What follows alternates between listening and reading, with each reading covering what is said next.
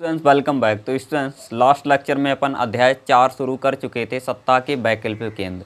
उसका पार्ट 1 आपने पढ़ ही लिया होगा, नहीं पढ़ा तो उसका लिंक आपको नीचे डिस्क्रिप्शन बॉक्स में मिल जाएगा, वहां से जाकर के पढ़ सकते हैं। और आज पार्ट 2 पढ़ेंगे, चीनी अर्थव्यवस्था का उत्थान। ये काफ़ी महत्वपूर्ण क्वेश्चन है। देखते हैं, चीन आज विकसित है लेकिन पहले ये विकसित नहीं हुआ करता था, है ना। ये सब आर्थिक नीतियों के कारण है। 1978 में मुक्त द्वार की नीति अपनाने के बाद चीन ने बहुत तरक्की की है। तो 1978 में इन्होंने मुक्त व्यापार की नीति अपनाई, जिसके बाद इनकी काफ़ी ज़्यादा तरक्की हुई है। और चीन की आर्थिक विकास की रफ्तार को देखते हुए ये अंदाज़ा लगाया जा रहा है 2040 तक चीन अमेरिका को भी पीछे छोड़ देगा, यानी कि अमेरिका से अपने आप को आगे निकाल लेगा ये, ठीक है। चीन 2040 तक अमेरिका से भी आगे निकल जाएगा, ठीक। 1950 के दशक में चीन कैसा था? जो 1950 का दशक था उस समय चीन की क्या स्थिति थी? तो 1949 में माओ एक वहाँ का संगठन था, ठीक है। तो 1949 में माओ के नेतृत्व में साम्यवादी क्रांति होती है वहाँ पे, ठीक है। उसके बाद चीन में आर्थिक व्यवस्था सोवियत संघ के मॉडल के अनुसार अपनाई गई। सोवियत संघ का क्या मॉडल था या सोवियत संघ क्या था, आपने पीछे पढ़ लिया होगा चैप्टर 1-2 में, ठीक है। तो आर्थिक रूप से पिछड़े चीन ने साम्यवादी दुनिया से रिश्ते जोड़े। साम्यवादी दुनिया यानी कि जो रूस वाली दुनिया थी, साम्यवादी दुनिया उसे बोलते हैं, सोवियत संघ वाली, ठीक है। उससे क्या किया, रिश्ते जोड़ लिए थे। और पूंजीवादी दुनिया से रिश्ते तोड़ लिए थे। पूंजीवादी दुनिया कौन सी थी? जो अमेरिका वाली दुनिया थी वो पूंजीवादी दुनिया थी, ठीक है।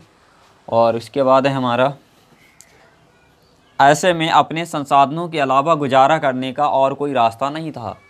संसाधनों के अलावा गुजारा करने का उसके पास कोई रास्ता नहीं था। तो पूंजी कहाँ से लाते थे गुजारा करने के लिए? कृषि से जो पूंजी बचती थी, निकलती थी, उसी के द्वारा वो अपने उद्योग लगाते थे, ठीक है। खेती से पूंजी निकाल कर उद्योग में लगाया जाता था। विदेशी मुद्रा की कमी थी, यानी कि जो विदेशी पैसा था उनके पास बहुत कम था, इसीलिए आयात होने वाले सामानों को धीरे धीरे घरेलू स्तर पर बनाना शुरू किया।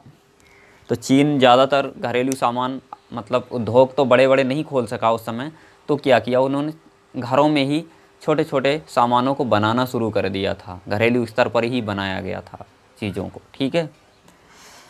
चीन में रोज़गार की स्थिति अच्छी थी। रोज़गार अच्छा क्यों था? क्योंकि चीज़ें घरेलू स्तर पर बन रही थी, तो हर व्यक्ति अपना अपना काम कर रहा होगा, इसलिए वहाँ रोज़गार की स्थिति। अब देखते हैं भारत और चीन के संबंध। तो भारत और चीन के संबंध कैसे हैं? हिंदी चीनी भाई भाई का नारा बहुत प्रसिद्ध था, ठीक है। उसके बाद चीन भारत का 1962 में युद्ध हुआ था, जिसमें भारत की हार हो गई, इसमें भारत हार गया था, ठीक है। उसके बाद सीमा विवाद। चीन और भारत के बीच सीमा विवाद भी चलता रहता है, जम्मू कश्मीर में और अरुणाचल प्रदेश में, ठीक है। ये सीमा विवाद क्या होता है? यानी कि बाउंड्री को लेकर के लड़ाई होती रहती है। जैसे चीन कहता है कि हमारी बाउंड्री यहाँ तक है, भारत कहता है कि नहीं यहाँ तक है, ठीक है। तो इसी लेकर के अरुणाचल में विवाद बना रहता है और जम्मू कश्मीर में, ठीक है। तो सीमा विवाद हो गया ये, ठीक है। चीन ने तिब्बत को हड़प लिया था। जो तिब्बत है अभी, वो पहले एक स्वतंत्र देश हुआ करता था। चीन ने क्या किया, उसे हड़प लिया। तो वहाँ के जो धर्म गुरु थे उन्होंने जो चीन की सरकार थी उसके खिलाफ़ विद्रोह शुरू कर दिया, ठीक है। तो उन्होंने क्या किया, उन्हें मारा पीटा, ठीक है। धर्मगुरुओं को मारना पीटना शुरू कर दिया। तो उन्हें भारत में शरण लेनी पड़ी, जिनका नाम था दलाई लामा ने भारत में शरण मांगी, क्योंकि वो चीनी लोग थे, उन्होंने उन्हें बहुत मारा पीटा, इसीलिए उन्हें वहाँ से भागना पड़ा, भारत में शरण लेनी पड़ी। और है पंचशील का समझौता, ठीक है। भारत और चीन के संबंध पढ़ रहे हैं, तो पंचशील समझौता क्या है? तो एक दूसरे की क्षेत्रीय अखंडता और प्रभुत्वता का सम्मान करना, पंचशील समझौता में ये बात बताई। और क्या है? एक दूसरे पर आक्रमण ना करना, लेकिन फिर भी चीन कभी कभी आक्रमण कर देता है। पंचशील समझौता का मतलब यही था। इस समझौता में ये चीज़ें बताई गई थी कि एक दूसरे पर कोई आक्रमण नहीं करेगा, लेकिन फिर भी चीन अपनी हरकत से बाज नहीं आता है।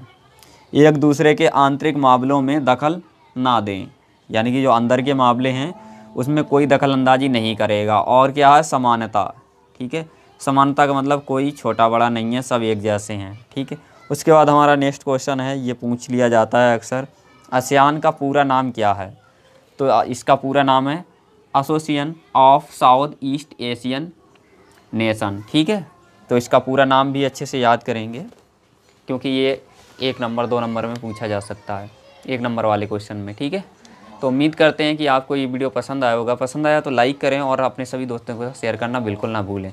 और चैनल पर फर्स्ट टाइम विजिट कर रहे हैं तो रेड कलर का जो नीचे बटन है उसे दबा दीजिए, साथ ही घंटे वाले आइकन को भी दबा दें, जिससे आने वाले हर वीडियो का नोटिफिकेशन आपको मिलता रहे बिल्कुल टाइम पर। धन्यवाद।